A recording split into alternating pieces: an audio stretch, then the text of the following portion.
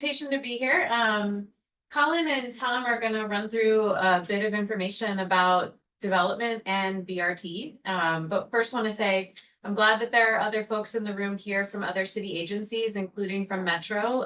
If there are questions just about how BRT operations have been going. I know we've recently heard some good news about the level of increase in ridership in the Metro system, particularly on the A and B routes since the BRT was launched.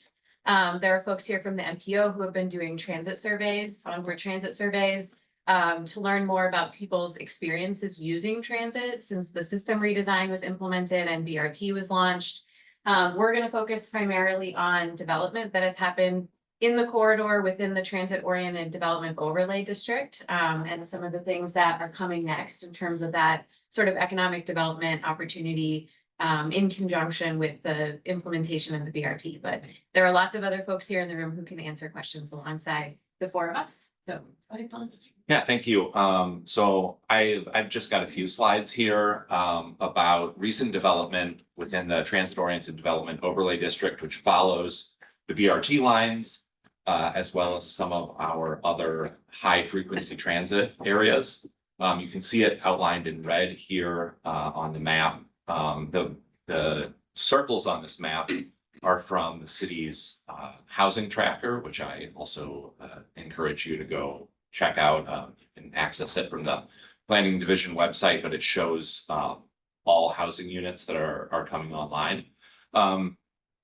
But I wanted to show this because this the stats that I have there on the right are showing new development that's been approved by either the Urban Design Commission, the Plan Commission, or the Common Council, or all three in many cases, inside that TOD boundary. And then I also added the TOD boundary and downtown. The downtown is exempt from the TOD area because downtown is in and of itself a very transit-oriented area already. There's lots of transit service. We allow very dense, very intense development, very wide range of development types and land uses. So it's not included in the TOD, but it's very similar.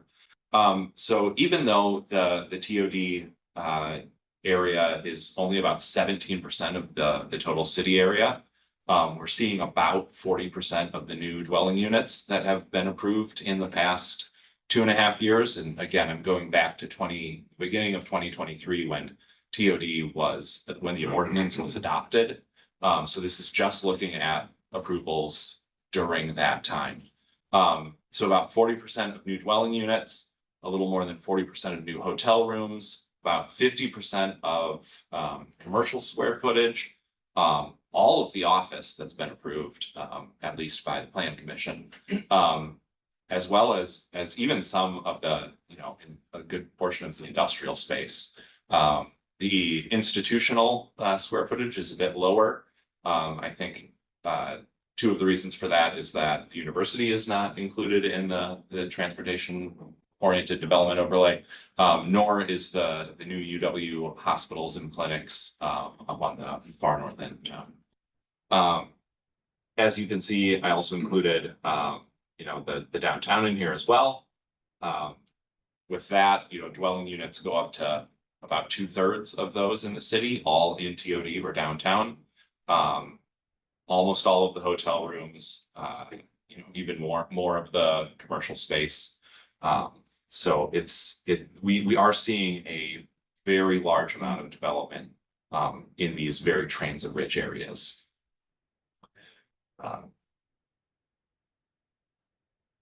There we go.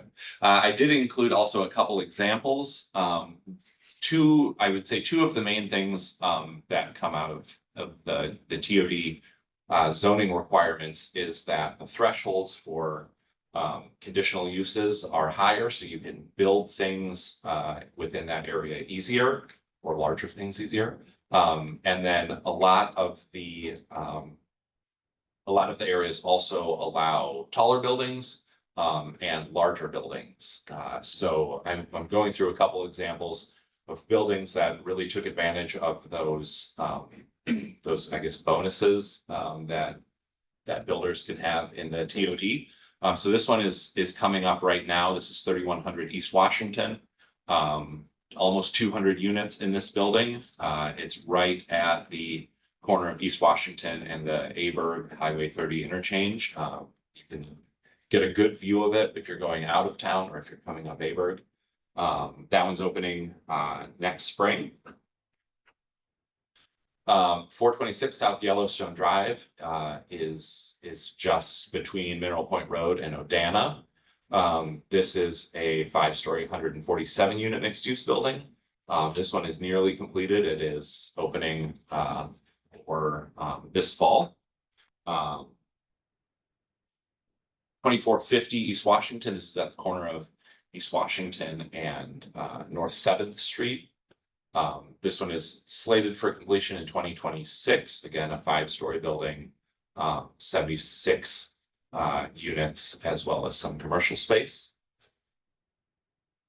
515 North Whitney Way. This one is kind of on the smaller end of what we see in the TOD, but I believe this one was actually a permitted use. It did not have to go to Plan Commission for a conditional use. So this kind of demonstrates the scale of building that we can get as a permitted use, making those certain types of development easier in the TOD. And then this one was very recently approved just this summer. This is on University Avenue, about a block east of Midvale. Mixed use building. This one has a bit more commercial space, about 4,300 square feet. Have not started this one, but looking at completion in 2027. Actually mislabeled. This is a 6-story building, not a 5-story building, but that sixth story is actually a permitted use, I believe, in this district and in the TOD. So that's just a few examples, not a lot from downtown. Like I said, downtown is not within the TOD area. There have been some changes to the conditional use thresholds for downtown, which I'm sure Megan can talk about later if there are questions about it that were just passed this week. But with that, I will hand it over to Tom. All right. Good morning. I'm Tom Otto. So how do I forward this? Okay. Good morning, everyone. So I'm going to talk about the Bus Rapid Transit TIFIA asset scan. So Colin was talking about development along the TOD, and what we're going to be talking about is some of the city assets that are proximate to the BRT, so really within a quarter mile of the east, west, north, south BRT. This project is funded by TIFIA. TIFIA is the Transportation Infrastructure Finance and Innovation Act, kind of a mouthful. It's run by the US DOT, and it provides credit assistance to support transit projects. It was originally set up for like mass transit, roads, bridges, tunnels, ports, things like that. And then it was amended to include transit-oriented development as well. So our consultant team is HR&A. They have offices around the country, but they're based in DC. And we also have PropVisor and Design Collective. PropVisor is a specialist in the TIFIA financing aspect. So again, we want to build off the BRT that the city is in the process of implementing to kind of look at really underutilized city-owned assets and to try to find out how we can best, to prioritize them for redevelopment and to a higher and better use consistent with city goals and to promote the goals of the transit-oriented development concept.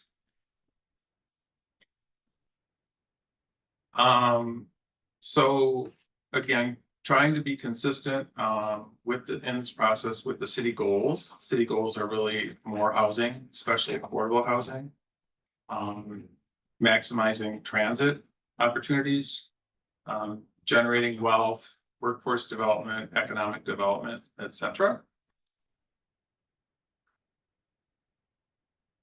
And we have 5 phases for this project. The first is the asset scan. We have 177 city-owned assets along the DRT, again, east, west, north, south. Then the consultant's going to do a market value analysis, market study, look at trends, demographics, things like that. And narrow that down to 10 sites. And they're going to do a narrative summary market study for each of the 10 sites. Then we're going to further narrow it down to 5 sites, which we're going to kind of do test fits to see what type of projects might fit on these 5 sites. Phase 4 is ownership and financing analysis, and phase 5 is pre-RFP support. Tom, on that, what's the overall goal? Outcome, are these sites that would be offered for public-private partnership or development, or are these, when you say transportation infrastructure, are these sites that relate to specific transportation networks and infrastructure required a certain, I guess, it sounds like you're identifying sites for future development housing. So you're getting ahead of me, but Oh, the goal is to get the introductions took so long. So the goal is to get to 10 and then to 5, and then really the final goal is to have some of these sites put out for either private development or public-private partnership. And it might be, yeah, so that's kind of what we're getting at. What we really want to see is some of these sites better utilized and redeveloped. So, yeah, good question. Did that answer your question? Yeah. Okay. This is the project schedule. It might be a little hard to see, but we're looking at a roughly 12-month time frame, and we're really just getting started. We're just circulating the contract now and doing our kickoff. But again, phase 1 is the 177 sites. Then narrow that down to 10 sites in phase 2. Phase 3 is going to be bring it down to 5 sites with what's going to fit some of these sites. Phase 4 is ownership and financing, and then 5 is pre-RFP support. And along the stages, you'll see on the top, there's going to be some stakeholder engagement, both with, well, obviously with city staff, with boards, committees, and commissions, with the development community, with other leaders in the community. So there will be opportunities for engagement. So again, phase 1, I'm probably repeating myself a little bit, but we're taking the 177 sites, and they're going to develop modeling based on a lot of data that's available and bring that down to the top 10 sites. These are some of the evaluation criteria that the consultant is going to be looking at, ease of site assembly and site control, making full use of the transit network, the development capacity, TOD potential, and as well as community benefits.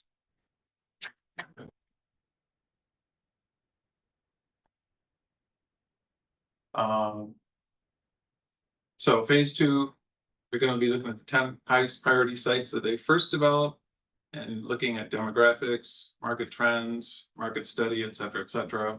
And they're going to do some market sounding as well. So, and this is going to feed into then the top, further narrow it down to the top 5, which they're going to do some programming, blocking, test fits to see what type of redevelopment projects could potentially fit on some of these sites.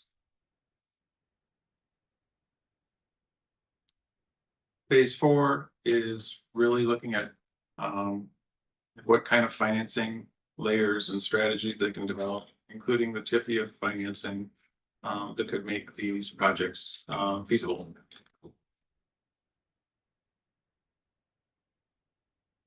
And then phase 5, they have offered to not only review the city's RFP process, which I think would be like a big thing, but as well as help kind of draft a template which could be used for putting some of these properties up to an RFP, either for private development or public-private partnership. So really, it's the final slide. Our goal really is just to better utilize underutilized city-owned assets consistent with the city goals and priorities. So with that, I'll open up for any questions. Yes. So when you're doing these studies to determine the 10 high priority sites and then narrowing that down to the 5 high priority sites.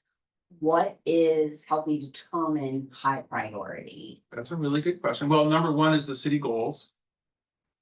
They're gonna be looking at a whole bunch of data sets, which the city's actually trying to pull together. Okay. So it's gonna be a whole lot of things. So, yeah, I don't know. Again, we're just getting started. I actually have a meeting with them today at 11, so, Okay. but yeah, we're just getting started, so, yeah. But again, like city goals are, housing, affordable housing, equity. Fully utilizing transit, making that successful. So things like that will be the top priorities, I would say. Another thing, just to kind of expand upon a little more, is so TIFIA has been around for a while in USDOT. And historically, the funding could only be used for the actual infrastructure work, so bridges, rail lines, street construction. DOT has recently changed to allow TIFIA funding to finance private development, so a private development can apply as below market financing that's provided by federal DOT. This is relatively brand new.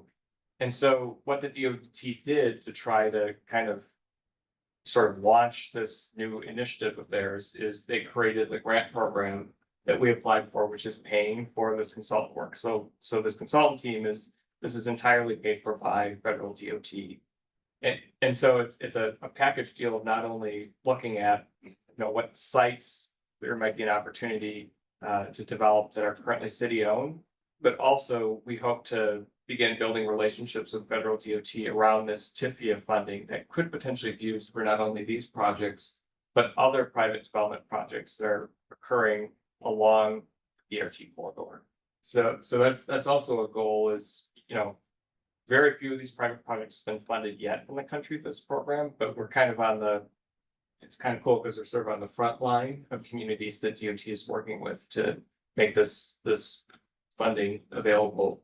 And something that I think a lot of you will be interested in working with us to learn more about how to do.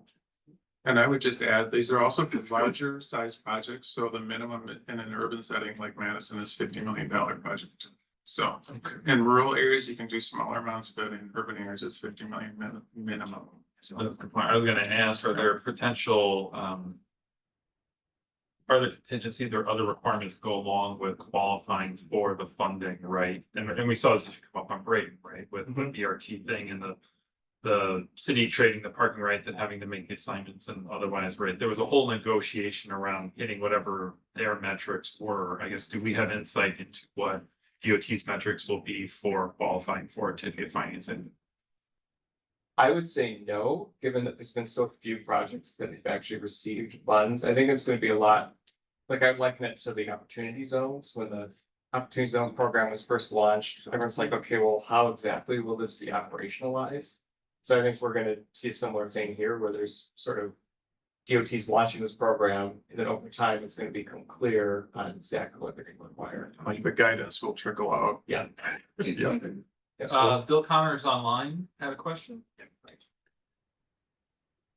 Yeah, I also put this in the chat. I'll ask it. So are the priority sites limited to sites the city government already owns, or are the sites could they be sites that the city government might acquire in the future? We're starting with 177 sites. Does the city government already own 177 sites?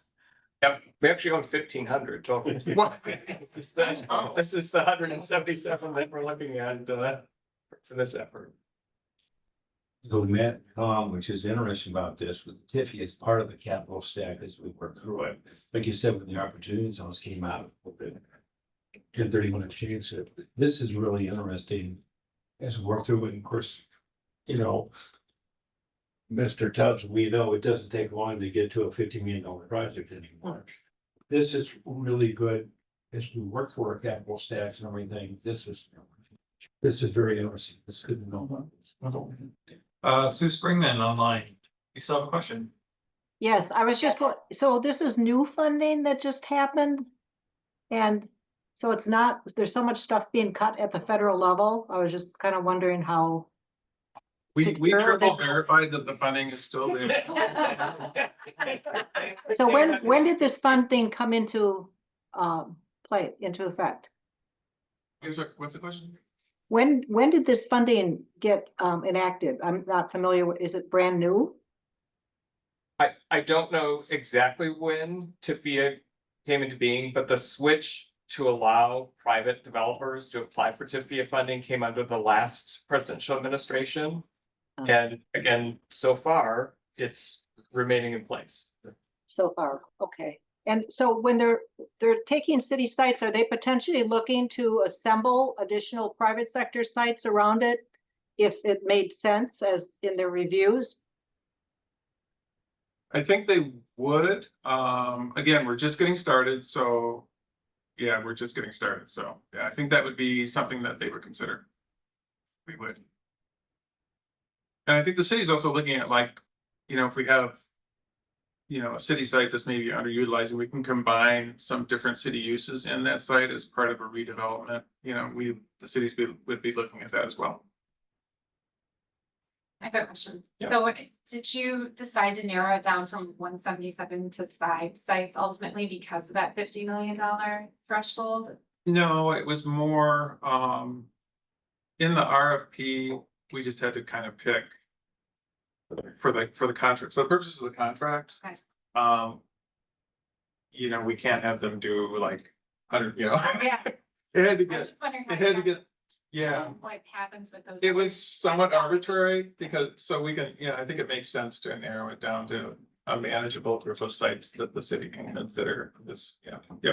I mean, I think the other reality is that of those 177 sites, Tom kind of alluded to this, that the city is also doing long-range facility planning for not only these sites, but many other sites and buildings that it owns and manages. And so there's an element of that that has to come into play. It's just, how many of the sites do we need to configure to? And just to clarify, those are all within the transportation corridor, They're within a quarter mile of the east, west, north, south BRT lines. Yep. which those are the two that are currently contemplated, right? One Correct. in existence and then the second one to be run. Yes. Still planning. And as far as I heard, they're still funding for that. Do you happen to work on this? I know somebody from Metro Brian- here. Brian I think already Brian has. wants to speak to planning for the next line. Yeah, I can. Oh, can you hear me? Yep, yes. I can speak briefly on that. The House Appropriations Committee did move forward the correct funding for that to make it happen. It is a reduced amount of funding, but it's not a big enough reduction to fully eliminate this project. I think it's still going to move forward at least 90% of what it's intended to be. We still have to go through the NEPA process to fully get that, and we'll really know for sure whether or not it's fully funded in around Q1 of 2026. And remind us what the implementation timeline is that, even if the funding comes through in Q1 2026, it's not like by July 1st, it's gonna get going, right? It'll be a multi-year implementation. Yeah, no, not even close. It'd probably be closer to fall of 2028 or so, with construction starting in early 2028. Other question?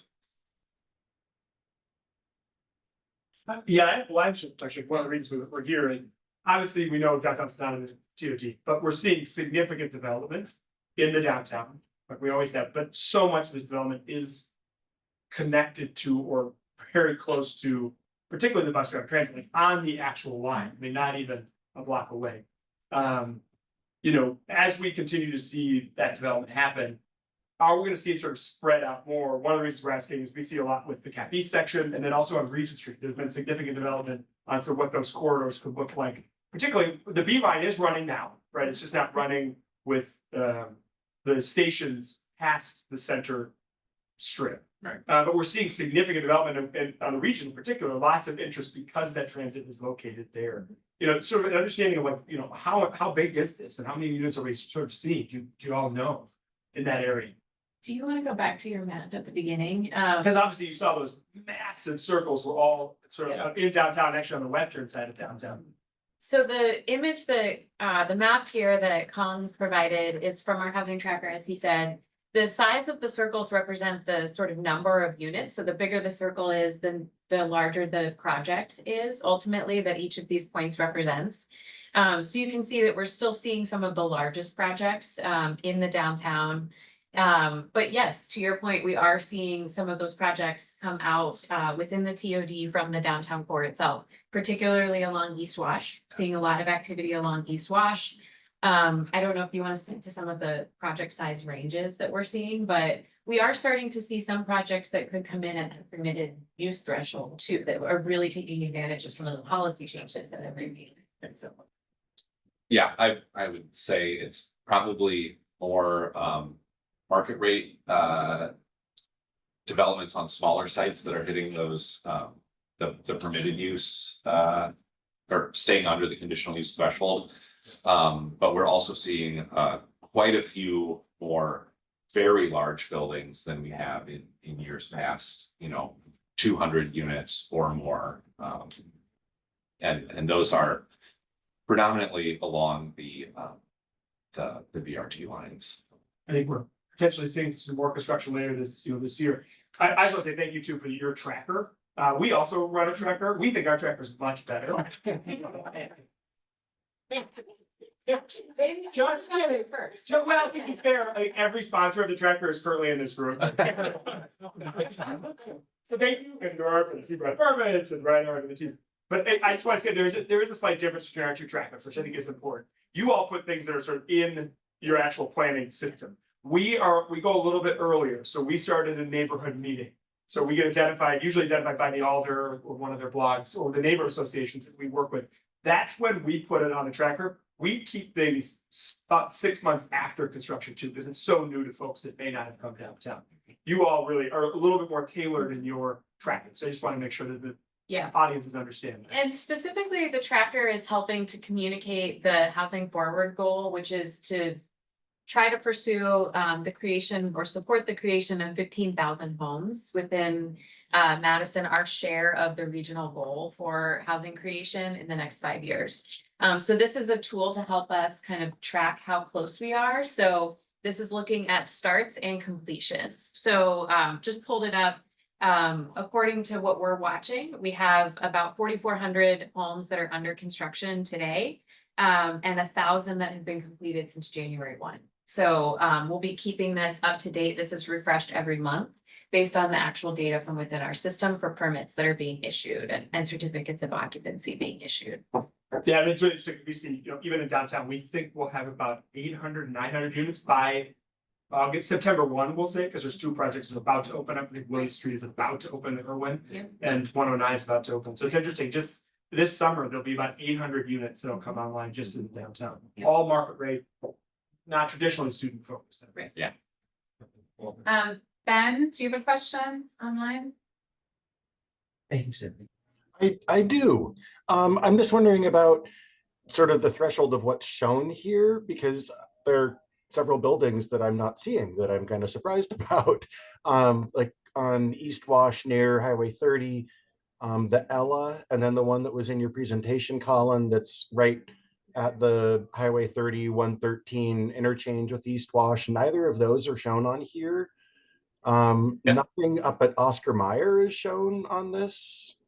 So good question. This is certificates of occupancy between 2023, the January of 2023 and present.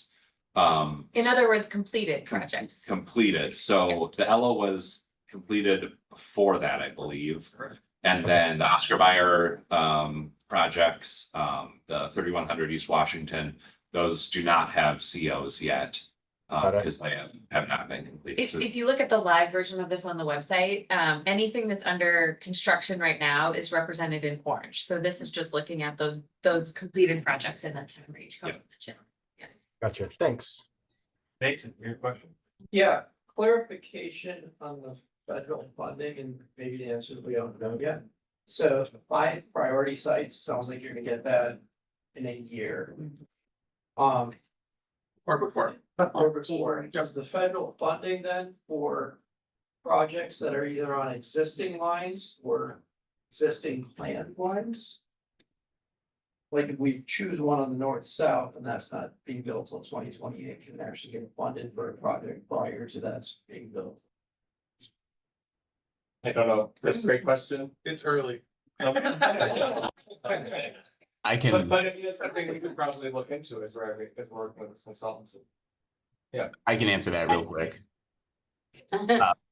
It does not necessarily have to do with it being BRT or not. It has to do with the frequency of the service. So right now, the north-south BRT, even though those kind of ancillary areas are not completed, they still are running the frequency required for projects to be able to be in those corridors. So that's why they're mapped out here. So like, even if you look on the east side, the C is not even close to BRT, but they do have that highly frequent service that allows for the zoning there.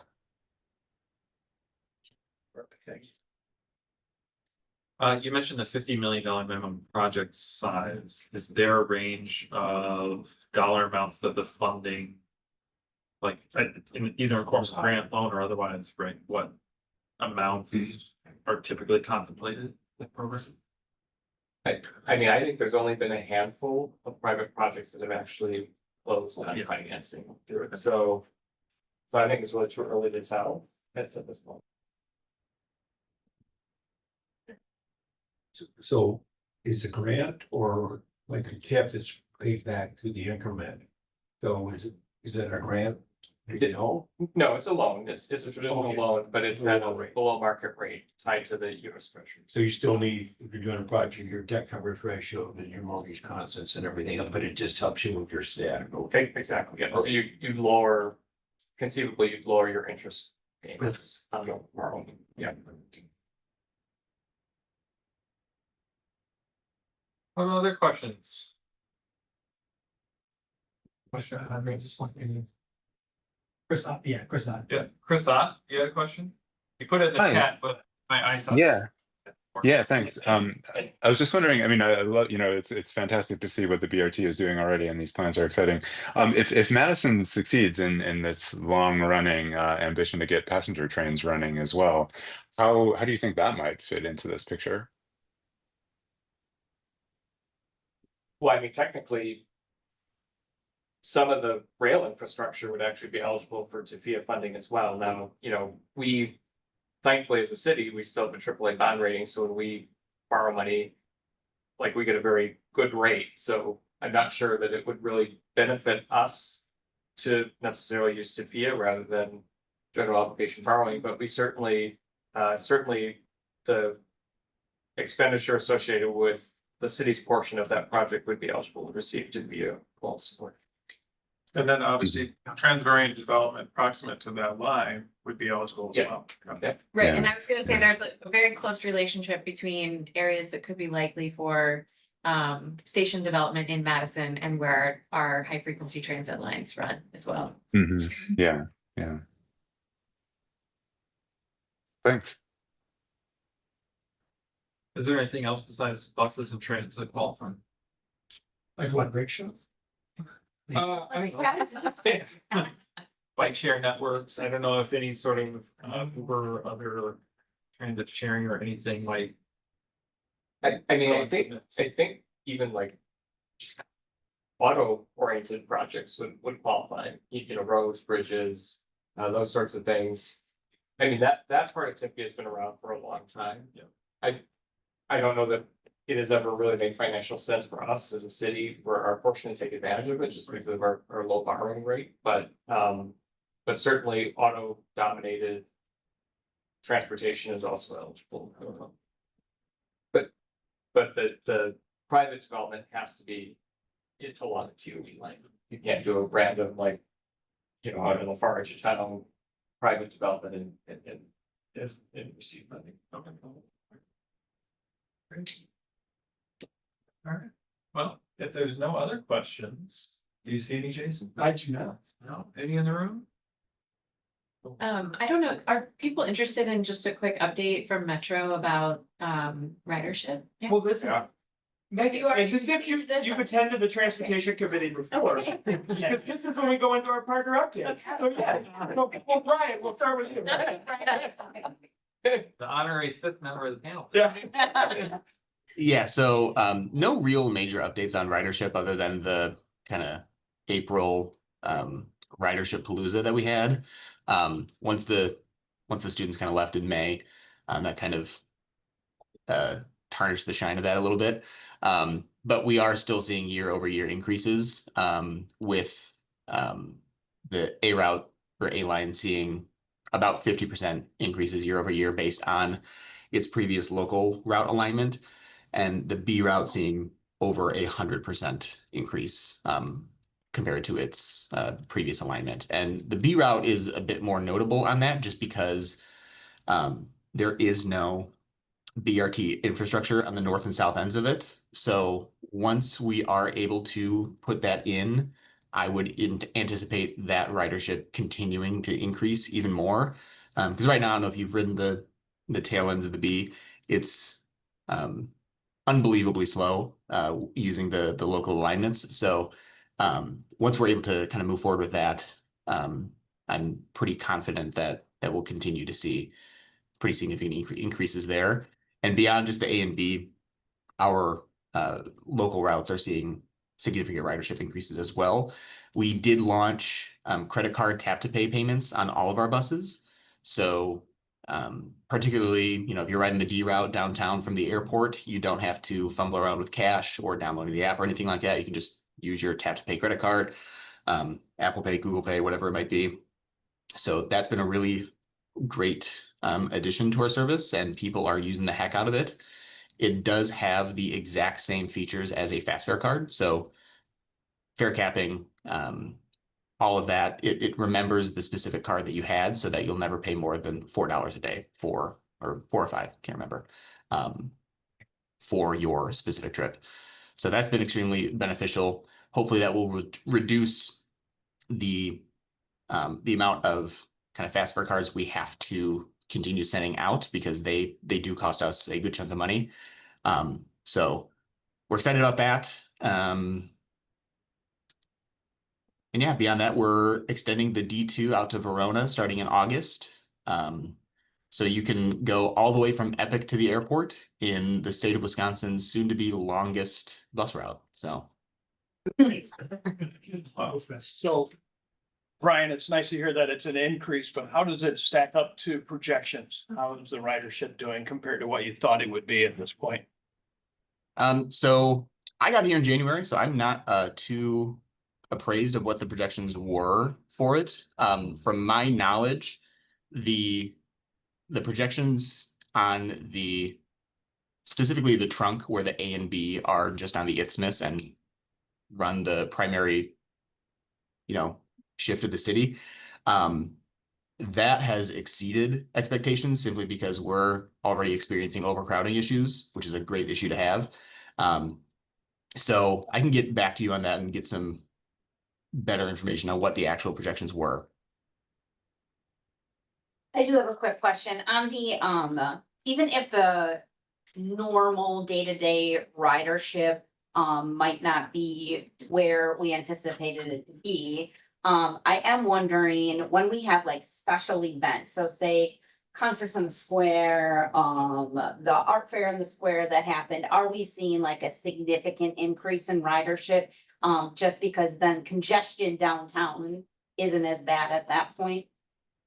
Yes, very much so, especially during farmers markets, our fair on the square, or whatever it might be. Our fair on the square this year was a little obviously diminished with the weather, but the farmers markets on the weekends have seen pretty significant increases to our local routes. I rode just a couple weeks ago, and the C route was shoulder to shoulder on a Saturday, which is rare.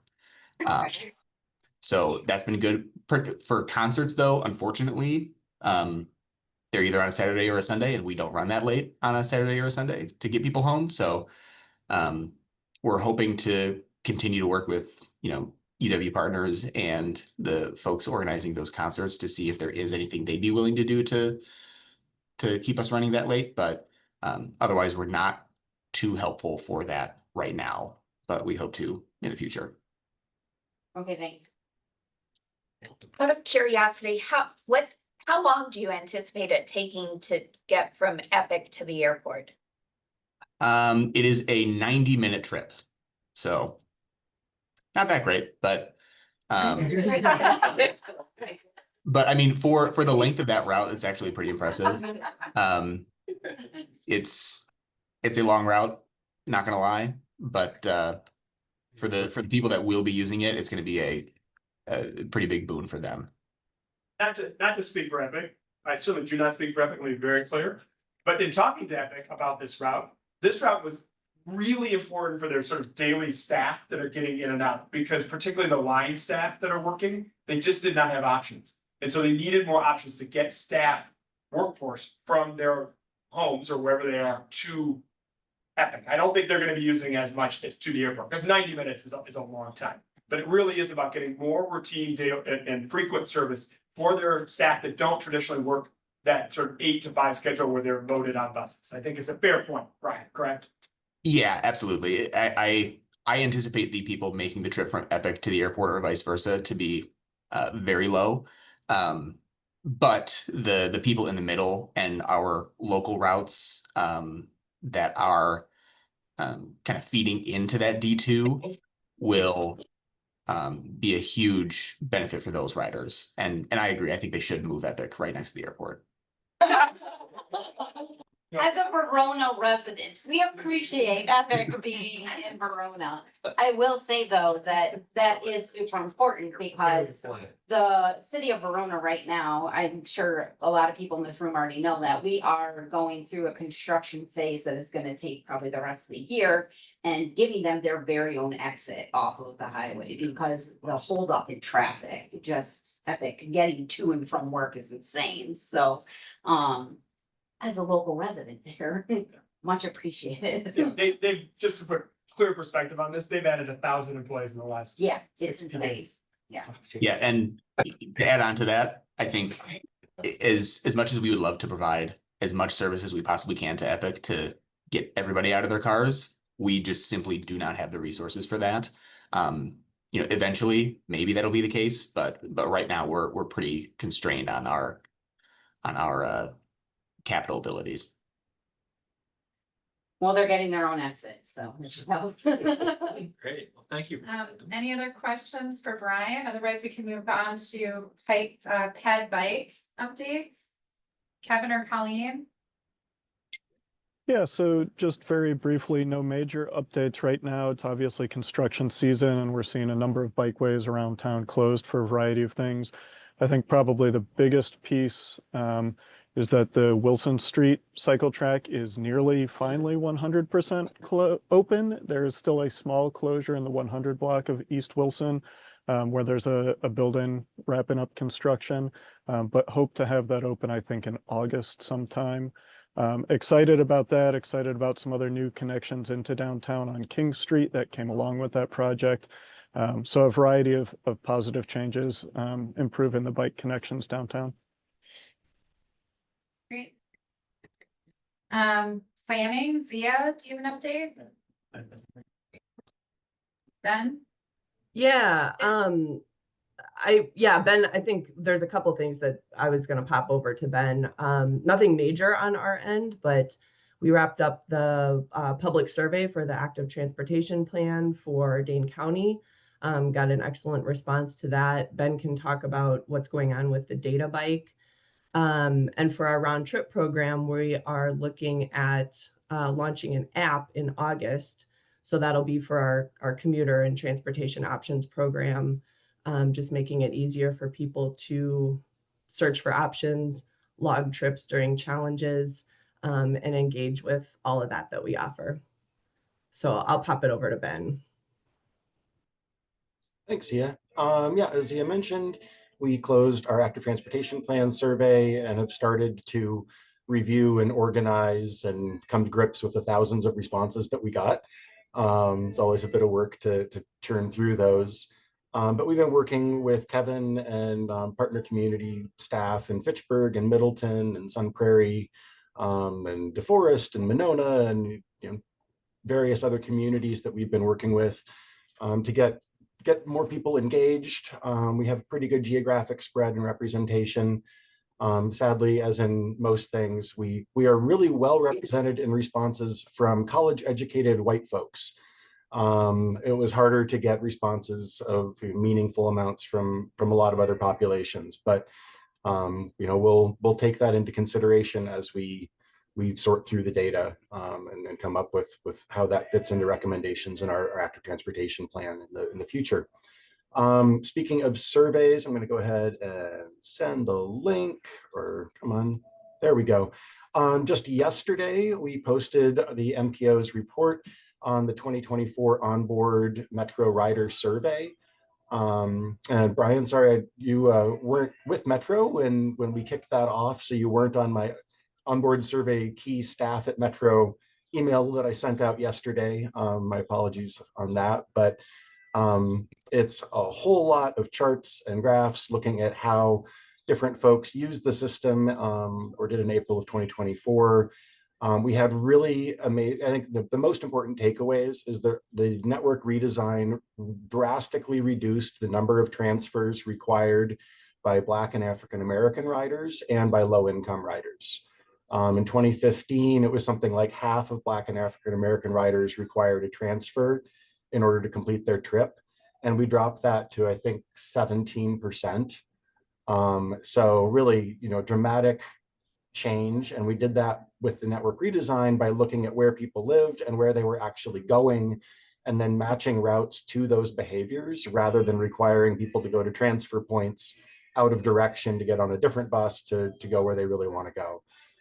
So I think, it's a great testament to the work of the network redesign team and our consultant team there and the choices that were made.